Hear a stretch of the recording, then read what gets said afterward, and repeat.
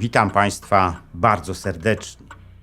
W moim dzisiejszym filmie opowiem Państwu o działającym w czasach III RP układzie wiedeńskim. Dowiecie się, kto go tworzył i jak jego ludzie wysysali pieniądze z polskiej gospodarki. Istnienie układu wiedeńskiego to największa zakazana historia w naszym kraju i dlatego musicie koniecznie ją poznać. Jeśli spodoba się Wam mój film, udostępnijcie go znajomym, dajcie łapkę w górę, kliknijcie subskrybuj, a także wesprzyjcie mój kanał, za co z góry dziękuję. A złotymi patronami kanału są pan Andrzej Maciejewski z Alaski oraz kancelaria prawnicza Macieja Ordona w Chicago.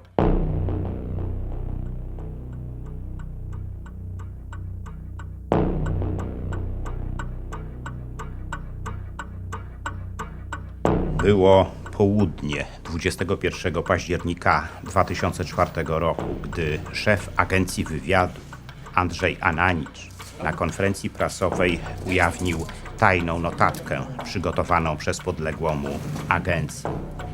Z tej notatki wynikało, że w wiedeńskiej restauracji Niki doszło do spotkania Jana Kulczyka, najbogatszego polskiego biznesmena, z oficerem rosyjskiego wywiadu, pułkownikiem Władimirem Auganowem.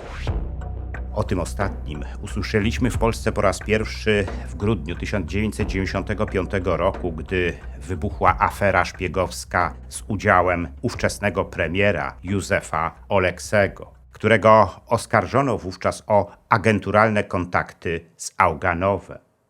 Jak wynikało z ujawnionej przez Ananicza notatki, w trakcie tego spotkania Kulczyk miał przekonywać swojego rozmówcę do tego, że ma wszelkie pełnomocnictwa do prowadzenia negocjacji w sprawie prywatyzacji gdańskiej rafinerii.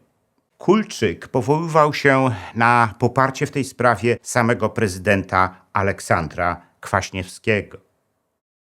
Po ujawnieniu tej notatki przez Ananicza wszyscy w Polsce zrozumieli, że o prywatyzacji gdańskiego przedsiębiorstwa decyduje nie Ministerstwo Skarbu, ale prywatna osoba, która powołuje się przy tym na pełnomocnictwo samego prezydenta. A partnerem do ubicia całego interesu jest oficer rosyjskich służb, podejrzewany przed laty o zwerbowanie polskiego premiera. To wszystko wzbudziło nie tylko grozę, ale też stawiało poważne pytania. Czy Polską rządzi jakiś niewidzialny układ, którego stolicą jest Wiedeń, a beneficjentami tego są wyłącznie jego członkowie? Aby lepiej zrozumieć, jak właściwie narodził się układ wiedeński, musimy zagłębić się w czasach zimnej wojny. Wiedeń był wówczas miejscem, gdzie spotykali się przedstawiciele świata zachodniego i bloku sowieckiego. Tam również toczyły się wszelkie negocjacje pomiędzy Wschodem a Zachodem. Tam również krzyżowały się różne międzynarodowe interesy. I tam spotykały się służby obu bloków, zachodniego i wschodniego. Ale Wiedeń był wtedy także miejscem, gdzie rezydowali szefowie grup przestępczych z komunistycznego bloku, w tym także z Polski. Byli dziękciarzami, przemytnikami, sutenerami, złodziejami i bardzo często informatorami komunistycznych służb. Ale w końcu lat 80. sytuacja w komunistycznym bloku zaczęła się wyraźnie zmieniać. Kryzys gospodarczy, w jakim się on coraz bardziej pogrążał, zapowiadał głębokie polityczne zmiany. Należało zatem pomyśleć o tym, jak przygotować się do nadchodzących czasów. Zaczęły więc liczyć się kontakty, jakie można było w Wiedniu nawiązać. Nie tylko w kręgu przestępców, ale także przedstawicieli służb specjalnych, polityki i biznesu. Mogły one znacząco pomóc w projektowaniu nowych biznesów. W konsekwencji tego w Wiedniu zaczęły się rodzić nieformalne struktury biznesowo-przestępcze z udziałem przedstawicieli PRL-owskiego aparatu państwowego i przestępców. Te struktury po jakimś czasie przekształciły się w zwarty układ interesu, który po latach oplótł Polskę siecią swoich wpływów. Objęły one nie tylko polską gospodarkę, polski aparat państwowy, służby specjalne, ale także polską politykę. A to sprawiło, że nie powstała w Polsce normalna demokracja i normalna wolnorynkowa gospodarka. To również sprawiło, że w Polsce mieliśmy do czynienia z potężną przestępczością zorganizowaną, wielkimi aferami i politycznymi skandalami, które coraz bardziej odsłaniały wpływy układu wiedeńskiego. Jego kluczową postacią był przez lata Jeremiasz Barański, pseudonim Baranina. Swoją przestępczą karierę Baranina zaczął już w 1974 roku, gdy napadł na jednego z handlujących walutą cinkciarzy, za co potem trafił do więzienia. Ale po interwencji PRL-owskiego wywiadu został z niego wypuszczony i wyjechał do Republiki Federalnej Niemiec. Tam na polecenie wywiadu PRL sprawował opiekę nad jego agentami ulokowanymi w działających na terenie RFN grupach przestępczych. Na co dzień Baranina operował w branży przemytu papierosów do Polski, blisko współpracując w tym zakresie z braćmi Pawłem i Bartłomiejem Kunami. Dzięki nim poznał później Andrzeja Kunę i Aleksandra Żagla, polskich biznesmenów z Wiednia. W 1978 roku Baranina przeniósł się z Niemiec do Neusiedl pod Wiedniem i tam zaczął poszerzać swoją przestępczą działalność. W końcu lat 80. kontrolował już wiedeńskie lokale gastronomiczne i dyskoteki. Prowadził warsztat samochodowy, firmę przewozową i posiadał nielegalne rozlewnie alkoholu. Podejrzewano go nawet o handel narkotykami i żywym towarem oraz wymuszanie okupów. Z tego powodu był wielokrotnie aresztowany przez austriacką policję, ale zawsze wychodził z tych opresji. Chyba dlatego, że współpracował z niemieckim Federalnym Urzędem Kryminalnym, a także ze służbami specjalnymi Austrii i komunistycznej Polski. Dla tych ostatnich Baranina był szczególnie cenny, ponieważ mógł pomóc w rodzącej się w Polsce nowej rzeczywistości. Do jego dobrych znajomych zaliczali się wiedeńscy rezydenci wywiadu, w tym sam jego szef, generał Zdzisław Sarewicz. Te znajomości dawały Baraninie potężny parasol ochronny, ale złoty wiek Baraniny zaczął się wówczas, gdy w Polsce rozpoczęła się systemowa transformacja. Jego pozycja w świecie przestępczym wtedy znacznie wzrosła. Baranina kontrolował sporą część działających w Polsce grup przestępczych. Jedną z nich była działająca na Wybrzeżu grupa Nikodema Skotarczyka, Nikosia, uważanego za twórcę mafii samochodowej w Polsce. Z Baraniną blisko współpracowały również grupy przestępcze z Pruszkowa i Wołomina. Współpracowała z nim także międzynarodowa grupa Ricardo Fanciniego, w rzeczywistości Mariana Koziny, z którą liczyły się nawet mafia włoska i rosyjska. Ale Baranina zbudował również swoje wpływy w nowych polskich służbach, Urzędzie Ochrony Państwa i Policji. Pomógł mu w tym Zdzisław Herszman, biznesmen związany z esbeckim środowiskiem, z którym razem założyli fundację Bezpieczna Służba. Ta fundacja miała pomagać polskiej policji, ale w rzeczywistości była pralnią brudnych pieniędzy. Baranina miał też spore wpływy w wojsku. Pomógł mu je zbudować pułkownik Jerzy Kruczkowski, były oficer Wojskowej Służby Wewnętrznej, który został wówczas sekretarzem Komitetu Obrony Kraju. Dzięki pomocy wojska Baranina stworzył mafię paliwową w Polsce, która zajmowała się fałszowaniem paliw w wojskowych magazynach. W latach 90. Baranina wszedł również do środowiska polityki i biznesu, w czym wydatnie pomogli mu jego starzy znajomi Kuna i Żagiel. Dzięki nim poznał Edwarda Mazura, polonijnego biznesmena ze Stanów Zjednoczonych, który, podobnie jak Herszman, również miał spore wpływy w polskim MSW.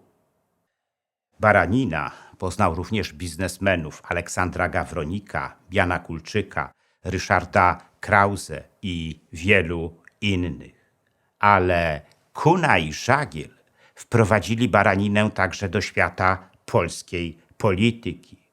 Stało się to przy pomocy mieszkającego w Wiedniu Sławomira Wiatra, syna znanego działacza PZPR, profesora Jerzego Wiatra. Wspólnie ze Sławomirem Wiatrem Baranina założył spółki Polmark i Billa Poland, które weszły na polski rynek dzięki wsparciu Aleksandra Kwaśniewskiego, późniejszego polskiego prezydenta. Baranina poznał także Ireneusza Sekułę, który był wówczas szefem Głównego Urzędu Ceł. We wrocławskiej willi Baraniny bywało też wielu polityków dzisiejszej Platformy Obywatelskiej. To wszystko sprawiało, że wykształcił się w Polsce familiarny układ biznesowy o charakterze mafijnym, w którym Baranina był najważniejszą postacią. Złoty wiek dla Układu Wiedeńskiego zaczął się wraz z prezydenturą Aleksandra Kwaśniewskiego.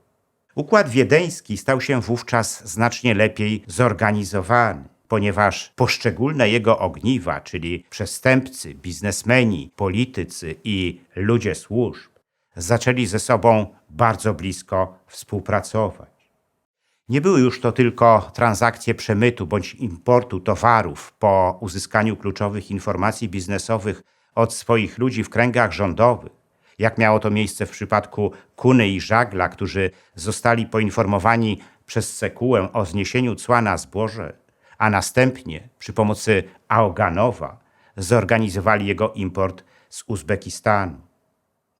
Ludzie Układu Wiedeńskiego zaczęli również partycypować w prywatyzacjach państwowych gigantów i kontraktach dużych państwowych spółek. A to były wtedy najbardziej lukratywne interesy na polskim rynku. Swoistą demonstracją siły i skuteczności ludzi Układu Wiedeńskiego było spotkanie opłatkowe, do jakiego doszło w grudniu 1995 roku w warszawskim hotelu Holiday Inn. Oficjalnie to spotkanie zorganizowała spółka nieruchomości Royal Villanów, która należała do Jolanty Kwaśniewskiej, żony prezydenta. Oprócz niej w tym spotkaniu udział wzięło wiele ważnych figur Układu Wiedeńskiego z Kuną, Żaglem, Mazurem i Wiatrem na czele. W drugiej połowie lat 90. Układ Wiedeński miał całkowitą ochronę polskich służb. Miał zresztą w nich swoich ludzi, którzy dbali o to, aby jego interesy były zawsze należycie chronione. Zdarzało się nawet tak, że pieniądze pochodzące z haraczy, agencji towarzyskich, przemytu narkotyków czy prania brudnych pieniędzy, jakie zarabiali ludzie z Układu Wiedeńskiego, za pośrednictwem Fundacji Bezpieczna Służba trafiały jako dotacje do policji i innych służb. Każdy, kto naruszał te zasady, mógł zostać zlikwidowany. Tak stało się z komendantem głównym policji Markiem Papałą, który w czerwcu 1998 roku został zastrzelony koło swojego służbowego mieszkania w Warszawie przez zawodowego zabójcę. Kilka godzin wcześniej Papała rozmawiał z Edwardem Mazurem i innymi prominentnymi członkami Układu Wiedeńskiego. Z kolei w kwietniu 2001 roku zamordowano urzędującego ministra sportu w rządzie Jerzego Buzka, Jacka Dębskiego. Został on zastrzelony przez Tadeusza Maziuka, Saszę, killera będącego na usługach Baraniny. Powodem tego miał być rzekomy konflikt Dębskiego ze współpracownikami Baraniny na tle rozliczeń związanych z przemytem narkotyków do Polski. Oba te morderstwa wstrząsnęły całą Polską, pokazując, jak patologicznym jesteśmy państwem. Ale te morderstwa spowodowały również wyhamowanie działań Układu Wiedeńskiego. W śledztwie w sprawie zabójstwa Dębskiego natrafiono bowiem na tropy prowadzące bezpośrednio do Baraniny. W rezultacie tego aresztowała go austriacka policja. Jej śledztwo dość szybko ujawniło, że Baranina skorumpował wielu oficerów austriackich służb specjalnych i austriackiej policji. Gdy Baraninę postanowił przesłuchać polski prokurator prowadzący śledztwo w sprawie zabójstwa Dębskiego, stała się rzecz niecodzienna, jak na świadka przybywającego w całodobowo strzeżonej celi. Otóż znaleziono Baraninę powieszonego. Potem okazało się jeszcze, że do wiedeńskiej willi Baraniny dokonano włamania, w wyniku którego zginęły jego notesy z zapiskami dotyczącymi prowadzonych interesów. Ale śmierć Baraniny nie była jeszcze końcem Układu Wiedeńskiego. Jego ludzie dalej prowadzili swoje brudne interesy. Dopiero w lutym 2004 roku, gdy wybuchła afera dotycząca bezprawnego aresztowania byłego prezesa Orlenu Andrzeja Modrzejewskiego, zaczęło się to zmieniać. Nadzwyczajna sejmowa komisja śledcza, która badała tę sprawę, stała się dla ludzi Układu Wiedeńskiego największym zagrożeniem. Komisja ujawniła bowiem, że cały polski rynek paliwowy to morze patologii i ciemnych biznesów, których beneficjentami są politycy, biznesmeni, oficerowie służb należący do Układu Wiedeńskiego. Ujawniona przez szefa wywiadu Andrzeja Ananicza notatka je odsłoniła, pokazując, jak Kulczyk, człowiek z Układu Wiedeńskiego, ubijał interes z agentem rosyjskich służb, pułkownikiem Auganowem, w wiedeńskiej restauracji Niki. Ustalenia Komisji Orlenowskiej były nokautującym ciosem dla ludzi Układu Wiedeńskiego. Największą tego ofiarą był prezydent Aleksander Kwaśniewski, którego poparcie społeczne radykalnie spadło.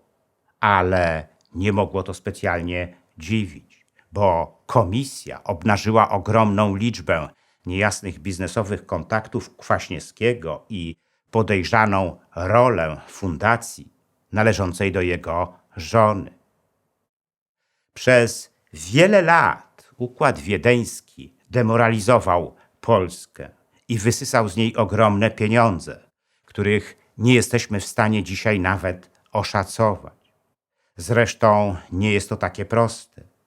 Układ Wiedeński nie był bowiem tylko zwykłą siecią polityczno-biznesowo-przestępczych powiązań. Tworzyły go setki firm, spółek, fundacji, za pomocą których jego ludzie robili przestępcze interesy. Wiele z nich rozpłynęło się, a pieniądze z brudnych transakcji znalazły się na kontach w zagranicznych bankach. Korzystają z nich dzisiaj rodziny członków Układu Wiedeńskiego. One nie muszą martwić się o stan polskiego państwa i polskiej gospodarki.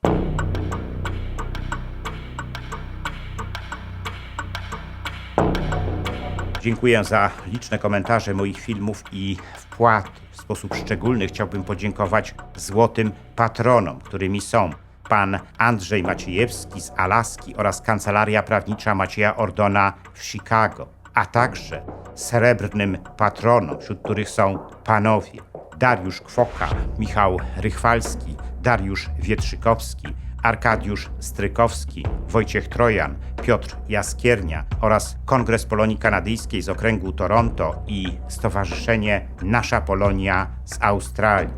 Dziękuję również pozostałym patronom, gdyż każda kwota wsparcia jest dla mnie ważna.